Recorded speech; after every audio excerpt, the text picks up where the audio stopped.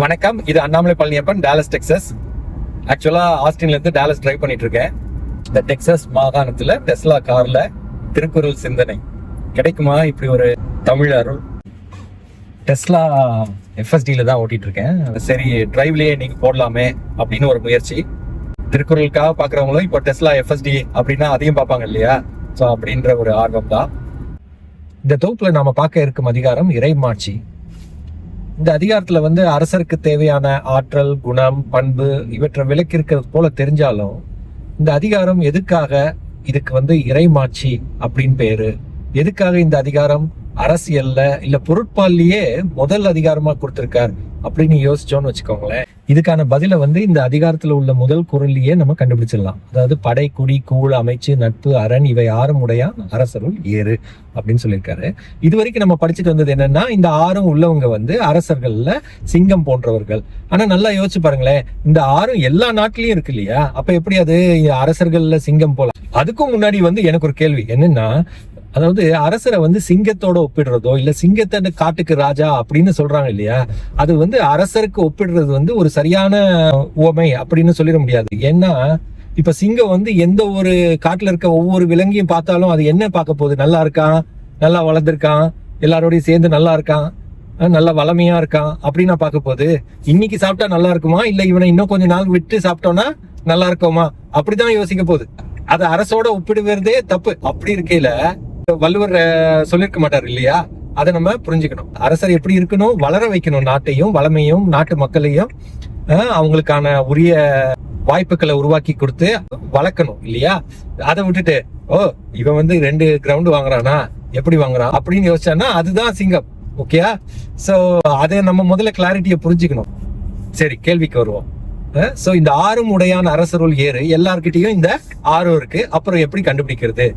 அதாவது ஒவ்வொரு பகுதி நம்மளுக்கு முப்பால் தெரியும். ஓகே, அறத்துப்பால், பொருட்பால், காமத்துப்பால். இந்த முப்பால்லையும் அவர் ஒரு 13 உட்பிரிவு கொடுத்திருக்கார். 4 உட்பிரிவு அறத்துப்பால்லையும், அதுக்கப்புறம் 2 உட்பிரிவு காமத்துப்பால்லையும், 4 2 6 ஆச்சா.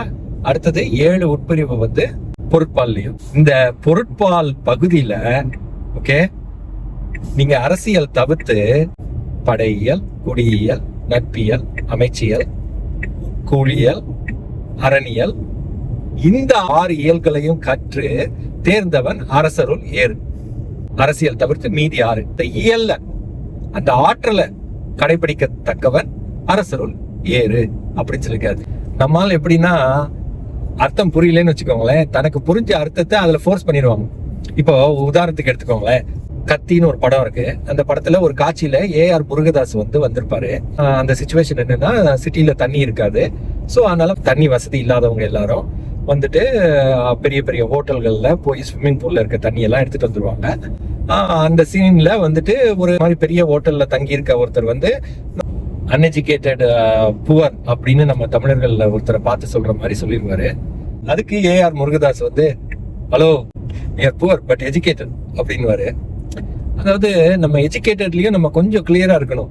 நான் என்ன சொல்லுவேன்னா, நம்ம படிச்சிருந்தாலும் கரெக்டா புரிச்சுக்கணுமா, அதான் ரொம்ப முக்கியம். இப்போ எல்லாரும் படிக்கிறோம். ஓகே, கற்க கசடர கற்றவை கற்றபின் நிற்க அதற்கு தக. இப்போ படிச்சபடி யார் நிற்கிறாங்க, அதாவது படிச்சபடி நிக்கணும் அப்படின்னு சொல்றோமே தவிர, இப்போ எலக்ட்ரிக்கல் இன்ஜினியரிங் படிச்சுட்டு எலக்ட்ரிக்கல் இன்ஜினியரிங்ல தான் ஒர்க் பண்றேன்னு எத்தனை பேர் சொல்ல முடியும் இல்லையா? சோ அதே மாதிரி ஏன்னா அவங்க உணர்ந்து படிக்கல, அந்த கத்துக்கல. படிக்கிறது வேற, கத்துக்கிறது வேற. ஓகே, அத நம்ம புரிஞ்சுக்கணும். இலங்கு நூல் கற்றாரோடு ஏனையவர்னு சொல்லியிருக்காரு இல்லையா? இப்போ இந்த சிச்சுவேஷன்ல அதுக்கு நான் ஒரு உதாரணம் சொல்றேன். இதே ஏஆர் முருகதாஸ் கஜினி அப்படின்னு ஒரு படம் எடுத்து நல்லா போச்சு அந்த படம். ஆக்சுவலா அந்த கஜினியும் நம்ம கரெக்டா புரிஞ்சுக்கணுமா? இப்போ கஜினிங்கிறது ஒரு ஊர் பேரு ஆப்கானிஸ்தான்ல. அந்த முகமது கஜினி நம்மளுக்கு எல்லாருக்கும் என்ன தெரியும்னா, அவனை பத்தி அவர் விடாமுயற்சியோட பலமுறை தோத்தாலும் போரிட்டு ஜெயிச்சு வந்தாரு அப்படின்வாங்க. இதோட ஒரு சிலந்திய கூடு கட்டுறதை பார்த்து அவருக்கு அந்த நம்பிக்கை வந்துச்சு அப்படின்வாங்க. ஆக்சுவலா இதை பத்தி நீங்க ஆராய்ச்சி பண்ணீங்கன்னு வச்சுக்கோங்களேன், இது 2 கதை. அதாவது ராபர்ட் ஆஃப் ப்ரூஸ்ன்னு ஸ்காட்லாந்து கிங், அவர் பிரிட்டிஷோட போரிடுறாரு. எப்போ? 13ஆம் நூற்றாண்டுல 1300 AD. அப்போ 2 வாட்டி தோத்து போய் அதுக்கப்புறம் சிலந்தி வீடு கட்டுறதை பார்த்து அதுக்கப்புறம் கொரில்லா அட்டாக் அப்படின்னு ஒரு யூகத்தை அமைச்சு அதை வச்சு ஜெயிக்கிறார். சோ அது ஒரு கதை. இவர் முகமது ஆஃப் கஜினி இருக்காரு இல்லையா, அவர் வந்து 10ஆம் நூற்றாண்டு 1000 AD அதுல வந்து இந்தியா மேல 17 முறை போரிடுறார்.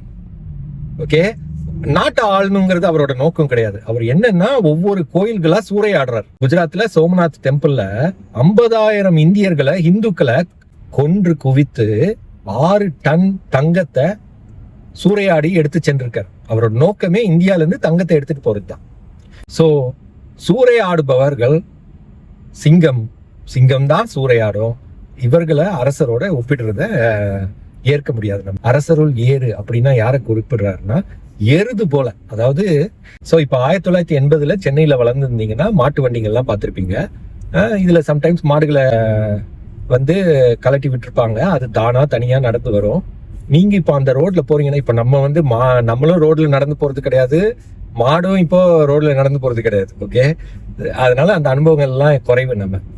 சோ இப்ப நான்லாம் நடந்து போவையில அந்த மாடு அங்க வருதுன்னு வச்சுக்கோங்க, நம்ம வந்து நம்ம வேலையை பார்த்துக்கிட்டு பொறுமையா நடந்தோம்னா அந்த மாடு எதுவும் பண்ணாது. அதை விட்டுட்டு நம்ம அந்த மாடை பார்த்தோம், அதுகிட்ட போற மாதிரி செஞ்சோம், விரட்டுற மாதிரி செஞ்சோம்னா அப்பதான் அது வந்து நம்மள முட்டை வரும். அதைத்தான் வள்ளுவர் சொல்றாரு. எப்படின்னா அந்த மாடு நம்ம வேலையை பார்த்தோம்னு வச்சுக்கோங்க, அது பாட்டுக்கு தைரியமா நடந்து போயிட்டு இருக்கும். சோ இப்ப அரசர் எப்படி இருக்கணும்னா, எல்லாரும் அவங்கவுங்க வேலையை கரெக்டா செய்யறாங்களா, செய்யலைன்னா தான் அது உள்ள இறங்கும். ஓகே, இல்லையா வேலை நல்லா நடக்குதா, ஓகே, அது பாட்டுக்கு அது வேலையை பார்த்துட்டு இருக்கும். என்ன இப்ப நல்லா யோசிச்சு பாருங்க. இப்ப சிங்கம் வந்து ஒரு காட்டுல என்னத்தை செஞ்சுது அப்படின்னு பாத்தீங்கன்னா, அதை விட ஒரு மாடு மனுஷனுக்கோ இல்ல சமுதாயத்துக்கோ என்ன செய்யுது அப்படின்னு பாத்தீங்கன்னா எவ்வளவு செய்யுது ஒரு மாடு. சோ அரசருள் ஏறு, படை குடி கூழ் அமைச்சு நட்பு அரண் இவை யாரும் உடையான் அரசருள் ஏறு அப்படிங்கிறாரு. அப்படின்னா எல்லா அரசர்களையும் யாரு வந்து இந்த வள்ளுவர் 6 உட்பிரிவுல விலக்கி இருக்கிறத கற்று கடைபிடித்து வரானோ அவங்க வந்து அரசருள் ஏறு. அவங்க நடந்தாங்கன்னா மற்ற அரசர்கள் எல்லாம் அமைதியா நடப்பாங்க. ஓகே, அவங்க ஹால்ல இருந்தாங்கன்னா மத்தவங்க எல்லாம் எதுக்குடா வம்பு, நம்ம எதையாவது சொல்ல போய் நம்ம பக்கம் மாடு திரும்பிட போகுது அப்படின்னு அமைதியா அவங்கவுங்க வேலையை பார்த்துக்கிட்டு இருப்பாங்க. ஓகே, அதைத்தான் வந்து வள்ளுவர். சோ மோஸ்ட்லி என்ன சொல்றாரு, அதாவது 2000 ஆண்டுகளுக்கு முன்னாடி இன்டர்நேஷனல் அஃபேர்ஸ் பத்தி வள்ளுவர் பேசுறாரு. இறைமாட்சி அதிகாரத்துல முக்கியமா கவர் பண்ணிருக்கிறது என்ன, ஒரு அரசரோட பங்கு எதுல, நாட்டுல மட்டும் இல்ல மற்ற நாட்டு அரசர்கள் அவங்களோட பிஹேவியர்ஸ், அதாவது அவங்களோட அரசாட்சி. இதை வந்து நம்ம இப்போ இந்த காலத்துக்கு எப்படி எடுத்துக்கலாம் அப்படின்னா, நிர்வாக ஆளுமை இல்ல மக்களாட்சின்னு வச்சுக்கோங்க. மக்களாட்சியில அமைச்சர்கள் இவங்கெல்லாம் வந்துட்டு இவங்களுக்கும் அது பொருந்தும். இப்போ நம்ம வந்து நெட்வொர்க்கிங் அப்படிங்கிறோம், கொலாபரேஷன் அப்படிங்கிறோம், எல்லாத்தையும் இந்த இறைமாட்சிமை அதிகாரத்துல வள்ளுவர் வந்து விளக்கி இருக்காரு. சோ இப்ப தெரியுதா நம்ம கஜினி அப்படின்னு ஒரு ரெஃபரன்ஸா கூட நம்ம பேசிக்க கூடாது. அதாவது வீரத்துக்கு வந்து ஒசாமா பின் லேடனை சொல்லி ரெஃபரன்ஸா யூஸ் பண்ண முடியுமா? அது மாதிரி ஒருத்தர் விடாமுயற்சியோட வேலை பார்க்கறான் அப்படின்னா அவனை வந்து கஜினியோட நம்ம கம்பேர் பண்ணவே கூடாது. ஏன்னா கஜினி வந்து நாட்டை சூறையாடணும்னே வந்திருக்கான். இப்ப பாத்தீங்கன்னு வச்சுக்கோங்களேன், ஆங்கிலேயர் ஆட்சியில வந்து பாத்திருக்காங்க. அவன் ராபர்ட் ப்ரூஸ், அவன் வந்து ஸ்காட்லாந்துல இருந்து ஒரு சிலந்தி வலைய பார்த்து நம்ம இங்கிலாண்டையே தோக்கடிச்சிருக்கான். இங்க பாரு, இங்க கஜினி வந்து 17 முறை இந்தியாவுக்கு போய் 6 டன் தங்கத்தை வந்து திருடிட்டு வந்திருக்கான். 50,000 பேரை கொலை பண்ணிருக்கான். வெறுமனை லைக் சிவன் கோயில் எல்லாம் அடிச்சு, இப்ப சொல்லுவாங்க தெரியுமா, கோயில அடிச்சு சூறையாடுனா அழிஞ்சு போயிருவாங்க அப்படின்னு. இப்ப போய் பாருங்க அந்த கஜினி சிட்டில எப்படி இருக்கு ஆப்கானிஸ்தான்லன்னு. அதாவது அரசாட்சியை விமர்சித்தா ஜனநாயகம் படத்துக்கு மட்டும் தடை கிடையாது. அரசாட்சியை நம்ம விமர்சித்ததுனால என்னோட போன் ரொம்ப சூடாகி சார்ஜிங் போய் லைக் கூலான பிறகுதான் பேசணும், ரெக்கார்ட் பண்ண முடியும் அப்படின்னு சொல்லிடுச்சு. ஸோ அதனால நம்மளும் கொஞ்சம் கூலாவே பேசுவோம். நீங்க பாட்டுக்கு இவன் சிங்கத்தை திட்டுறான், கஜினியை திட்டுறான், இவன் வந்து சூர்யா ஃபேன் கிடையாது, விஜய் ஃபேன் அப்படின்னு பேசிடாதீங்க. இந்த இறைமாட்சிமை இதை வந்து விளக்குறதுக்கு இந்த அதிகாரத்துல 4 குறள் பயன்படுத்தியிருக்காரு. ஒண்ணு பார்த்துட்டோம். இப்ப 2வது வந்து அஞ்சாமை, ஈகை, அறிவு, ஊக்கம் இவை 4ம் எஞ்சாமை வேந்தற்கு இயல்பு அப்படிங்கிறது.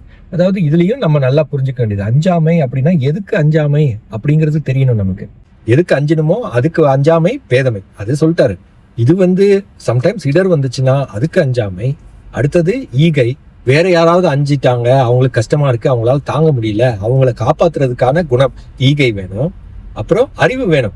அதாவது இதை எப்படி எக்ஸிகியூஷன் பண்றது, எப்படி வந்து எந்த இடத்துல பிளான் பண்றது. அதாவது இப்ப கோவிட் தான் நான் உதாரணமா சொல்ல முடியும். எவ்வளவு மருந்து தேவை, உலகம் பூரா தேவை, முதல்ல ஆராய்ச்சி செய்யணும். அதுல 3 வழி இருந்தது, ஒவ்வொருத்தரும் ஒவ்வொரு வழியில இழுத்தாங்க. அதுல எது வந்து கரெக்டா கொண்டு வரும் எல்லாத்தையும் அலசி ஆராய்ச்சி செஞ்சு அதை செயலாக்கணும். ஓகே, அதுக்கு தேவையான அறிவு, ஊக்கம்.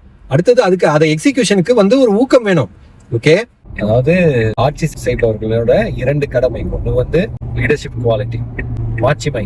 ஒப்பிட்டு பாக்குறது வந்து முந்தைய ஆட்சிகளுக்கும் நமக்கும் ஒப்பிட்டு பார்க்கல, இல்ல நாட்டு மக்களுக்கும் நமக்கும் ஒப்பிட்டு பார்க்க சொல்ல. என்ன ஒப்பிட்டு பார்க்க சொல்றாரு வள்ளுவர்? உன்னோட ஆட்சிக்கும் அதே நேரத்துல மத்த மாநிலங்கள்லயும் மத்த நாடுகள்லயும் ஆட்சி செய்பவர்களுக்கும் இல்ல ஒப்பிடுதலோ அதுல மாட்சிமை நிலைநாட்டுவது, அதாவது லீடர்ஷிப் குவாலிட்டி மெயின்டைன் பண்றது. அதாவது 2000 வருஷத்துக்கு முன்னாடி தமிழர்கள் வந்து ஒரு கலையா ஆட்சி புரிவதை கடைபிடித்து வந்திருக்காங்க. அதைத்தான் வந்து வள்ளுவர் இங்க வலியுறுத்தி இருக்கிறாரு. அதைத்தான் நம்ம கத்துக்கணும். நம்ம என்ன பார்த்திருக்கோம்? நம்ம பார்த்தது எல்லாமே இப்படி ஆங்கிலேயர் ஆட்சி, இப்படி கஜினி வந்து சூறையாடி இருக்கான். இதெல்லாம் நம்ம பார்த்து என்ன நினைக்கிறோம்? ஆட்சி செய்யறவங்க அப்படின்னா நம்ம கிட்ட இருந்து சிங்கம் மாதிரி நம்ம எப்போ வளர்றோமோ நம்ம கிட்ட இருந்து எடுத்துக்கிறதுக்காக காத்து இருக்காங்க அப்படின்னு நம்ம நினைச்சுக்கிறோம். அது இல்ல ஆட்சி. ஆட்சிக்கான கடமையை தான் இந்த அதிகாரத்துல வள்ளுவர் விளக்கி இருக்கிறாரு. அதைத்தான் நம்ம இப்போ பார்த்தோம். இதுதான் வந்து டாலஸ் சிட்டி. டாலஸ் வந்து சேர்த்துட்டேன். அடுத்த தொகுப்பு அடுத்த வாரமே உங்களை வந்து சந்திக்கிறேன். ரொம்ப இன்ட்ரெஸ்டிங் அதிகாரம் கல்வி. அதை விட எனக்கு ரொம்ப பிடிச்ச அதிகாரம் வந்து கல்லாமை. அந்த ஏஆர் முருகதாஸ் வந்து சொல்றாரு, நாங்க வந்து எஜுகேட்டட் பட் புவர் அப்படிங்கிறாரு. பட் எஜுகேட்டட், அதாவது படிச்சு மார்க் வாங்குறது மட்டும் முக்கியம் கிடையாது. கற்கணும், தெரிஞ்சுக்கணும். நம்ம ஓகே, புரிதல் ரொம்ப கிளியரா புரிஞ்சுக்கணும். அதுக்கான முயற்சி தான் இந்த திருக்குறள் அதிகார உரை. அதாவது திருக்குறளை ஒவ்வொரு நிகழ்ச்சியிலையும் மதிக்கிறோம். ஓகே, ஆனா அதை நம்ம கத்துக்கணுமா? வள்ளுவர் எதுக்காக இந்த 133 அதிகாரங்களை விளக்கி இருக்காரு? அதாவது 10 குறள் மனப்பாட பகுதி. அதை வந்துட்டு நோக்கமே கிடையாது. சின்ன பசங்க படிக்கட்டும், மார்க் வாங்கட்டும், அதெல்லாம் ஓகே. ஆனா இதை எழுதியிருக்கிறது எதுக்காக எழுதியிருக்காரு? வாழ்வியலுக்காக. ஓகே, தமிழர் வாழ்வியல். இப்ப பாத்தீங்கன்னா இந்த இறைமாட்சிமையில இருந்து நமக்கு என்ன தெரியுது? ஒரு சயின்ஸ், ஒரு ஆட்சி செலுத்துற ஒரு அது மாதிரி தமிழர்கள் வாழல, ஒரு கலை திறனா வாழ்ந்திருக்காங்க ஆட்சி எப்படி நடத்தணும் அப்படின்னு. ஓகே, சோ அதுக்காக தான் வந்து வள்ளுவர் வந்து இறைமாட்சிமையை முதல் அதிகாரத்திலே கொடுத்துறாரு. இதை விட இன்னும் அடுத்து பார்க்க போறது கல்வி. அதாவது அரசியல் உட்பிரிவுல ஃபர்ஸ்ட் அதிகாரம் வந்து இறைமாட்சிமை, அடுத்து செகண்ட் அதிகாரம் வந்து கல்வியை கொடுக்குறாரு. அதுக்கு அடுத்தது கேள்வி, கல்லாமை இதெல்லாம் கொடுத்துறாரு. சோ வள்ளுவர் எப்படி அமைச்சிருக்கார் அப்படிங்கிறது வந்து ஒவ்வொன்றுலயும் நம்ம வந்து அந்த புரிதல் உணரணும். இந்த அதிகார நோக்கம் வரணும். அதுக்காக தான் இந்த அதிகார உரை முயற்சி. இந்த தொகுப்பு உங்களுக்கு பிடிச்சிருந்தா லைக் பண்ணுங்க, இந்த சேனலை சப்ஸ்கிரைப் பண்ணுங்க. நன்றி, வணக்கம்.